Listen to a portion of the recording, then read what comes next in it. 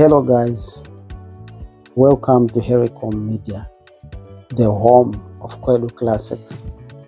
Your story, our story. Welcome to this week's edition of our update on Zimbabwe's elections.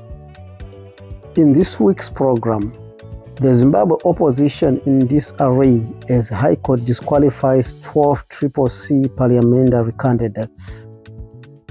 Now, in a story that has sent shockwaves and panic within the opposition ranks, Bulawayo High Court Judge Justice Bongani Ndlovu has barred 12 CCC MP candidates from contesting in the 2023 elections, ruling that they filed their nomination papers after the regulated time of 4 p.m.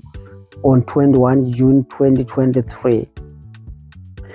The ruling came after ZANU-PF activists had approached the court seeking to have the candidates to be disqualified.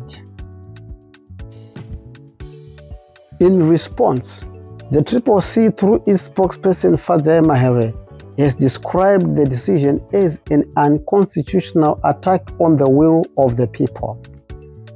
Today's decision to disqualify 12 CCC House of Assembly candidates in Bulawayo is unconstitutional and further confirmation that ZANU-PF can never win a free and fair election in Zimbabwe. It is a matter of public record that the 12 affected candidates were duly nominated to contest for the House of Assembly in Bulawayo. The said candidates filed their nomination papers well within the time limits stipulated by our electoral law, said the CCC in a statement. Meanwhile, Mahere added that the opposition party has since approached the Supreme Court of Zimbabwe, seeking to have the decision set aside. Thank you very much, Linda. Let me begin by saying that the CCC is the only credible alternative to the failed, ruinous rule of ZANU-PF. The CCC has said that we're going to build a new great Zimbabwe for everyone. Unlike my colleague from ZANU-PF, who continues to dabble in the old tired rhetoric that's disconnected from the people, we offer hope, we offer inspiration, a solution to the struggles people face, including the crisis in public health, the crisis in public education, the extreme poverty created by ZANU-PF, currently according to the World Bank, that stands at 49%, and of course solutions to our broken economy. Now, as you know, ZANU-PF can never win a free and fair election in Zimbabwe, and a lot of the data points towards a CCC victory, which is why you've seen ZANU-PF doing everything it can to toxify the political environment, including trying to disqualify our members from running in parliament, trying to control who gets onto the ballot, controlling and capturing ZBC to ensure that there's no media freedom and space for us to get our message out, banning our rallies. To date, there have been 102 banned, and yet the CCC remains defiant. The citizens are bold, and even if you look at the rallies that have been addressed by President Chamisa, everybody is ready to win Zimbabwe for change and to usher in a new great Zimbabwe that works for everyone. All right. Obviously, we will come back and have responses to all the issues that are being. Now, as the opposition party and the nation at large awaits the decision of the Supreme Court on the matter, the High Court ruling has been met with mixed views by citizens from across the political divide. But what is the significance and implication of this ruling on the elections and the democratic processes in Zimbabwe, the rule of law, and the state of preparedness of the opposition party for elections? Award-winning journalist and filmmaker Hopo Chingono had this to say: a tragic reality that could have been avoided if only the local leadership had been empowered to run things. This is the problem with centralizing decisions and processes. The nomination court opened on June 10. There was no reason to file papers last minute, Chingono said. But the question we have here is, what is the significance of this landmark ruling? Chingono added, The impact of the ruling is that the CCC will lose 25 seats, including senatorial, women's and youth quota seats that are derived from the 12 seats. Now, as the debate rages on, MDCT parliamentarian and seasoned lawyer Brian Dube says what has befallen the 12 CCC parliamentary aspirants is a sign that the country is not ready for elections, adding that the playing field is not level. Now, let us take a listen to Brian Dube. Yeah, thank you very much. My opinion on the High Court ruling barring the 12 CCC aspiring candidates for Bulawayo is that it is a confirmation of what we have always been saying as the movement for democratic change. We have said Zimbabwe is not ready for free and fair elections, although some quarters laughed at us and thought we were afraid of elections and stuff. But the point is very clear that the election playing field is not even, and the necessary reforms have not been done for purposes of ZEC and all other institutions to make sure that there is a credible election.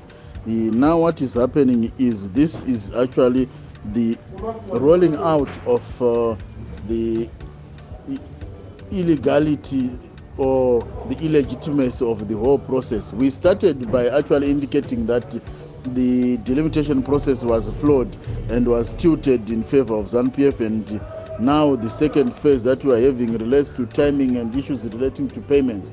It's not only, I'm worried why people are only worried about the 12 CCC candidates. We have 87 MDC candidates who are also on a technical knockout on the basis of non-payment on time when we failed to effect the electronic payment because of the poor internet systems in the banking sector, which actually caused the challenge of MDC failing to pay for its 87 candidates. And I'm shocked that there was no interest from anyone. But now, because it has happened to 12 people, it is now an issue. But the issue is clear. Zimbabwe is not ready for a free, fair and credible election, and it does not matter whether at one point the disadvantages in MDC or in CC or in Kasukwere, but the point is the necessary reforms that would enable a free, fair and credible election have not been met. The standards currently prevailing are not consistent with a free, fair and credible elections. We need professionalism in ZEC, we need professionalism everywhere in the sector, including in the police, relating to banning of rallies and all those things. They are actually cumulatively an indicator that we are not ready for a free, fair and credible election. So what is it that is at stake or at play relating to the 12? It is the technicality that always arises when a system is not ready for free, fair and credible elections. The first point is they will tell you that you have not paid on time. The second is they will tell you that you have not filed your papers on time. And the third will actually be you continue to get new and sophisticated ways of actually eliminating competition. But to me, I would think that a nomination is a process, and that process must not be too technical to the extent that you bar people from competing with you. I thought the process was supposed to be a nomination process which runs for a longer period than ending at 4, because you may be at the nomination court at 4, and if you are told that your picture is not clear, you need to go out of that court and take a new picture at the studio and come back. But we as the MDC are of the view that the whole election process must actually be free, fair and credible, so that ZEC should be able to actually be transparent in the way it does this thing. You can't have at one point ZEC accepting papers and another person saying the papers were not lawfully and correctly accepted.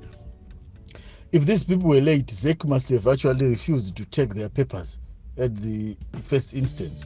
And this idea of taking them and then waiting for a ZANU-PF activist to challenge them, it is actually pointing on to the clumsiness of our election process. And I believe that Zimbabwe is not ready for free, fair and credible elections. Now, as Kwedu Classics, We also sought to hear the opinion of the ruling party ZANU-PF on the decision of the High Court. Now, let us listen to Mr. Phineas Makombe, who is the National Secretary for Legal Affairs in the ZANU-PF Youth League. Yes, well, as far as I'm concerned, the election is a very level playing ground.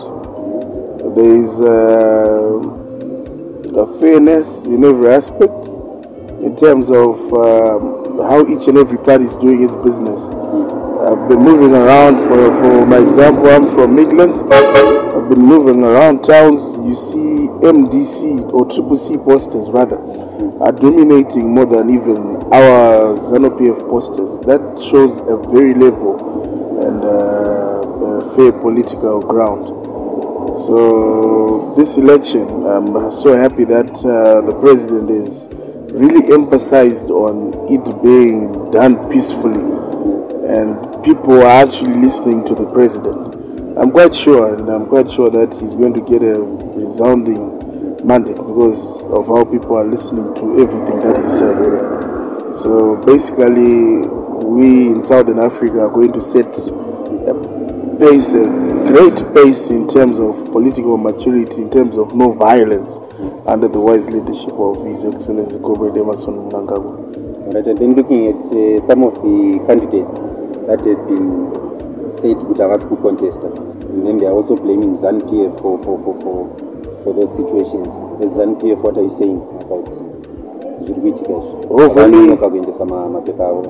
For me personally, for me as an individual, I think this was not a ZANU-PF doing. This was it's an outcome from the courts, and there's no country with no rule of law. If the courts have ruled, they have ruled. There's no other court that can supersede what the High Court has said.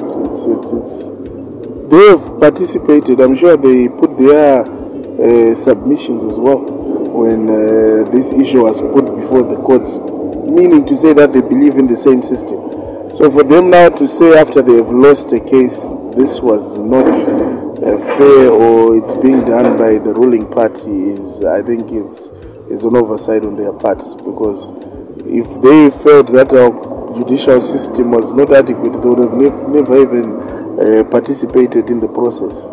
So look, it's the courts. It's what the courts say. It's what the courts say. They are there to uphold the law. And then is it a position in? Well, myself, I'm Phineas Makombe. I'm the National Secretary for Legal Affairs in the Youth League. Well, that's all we have for you in this week's program of our update on Zimbabwe elections. Let us know your thoughts. What do you think is the significance and implication of this ruling on Zimbabwe's elections? Till we meet again in the next program, remember to follow and like our page at Kwedu Classics on Facebook, Instagram, and on Twitter. Kwedu Classics, your story, our story.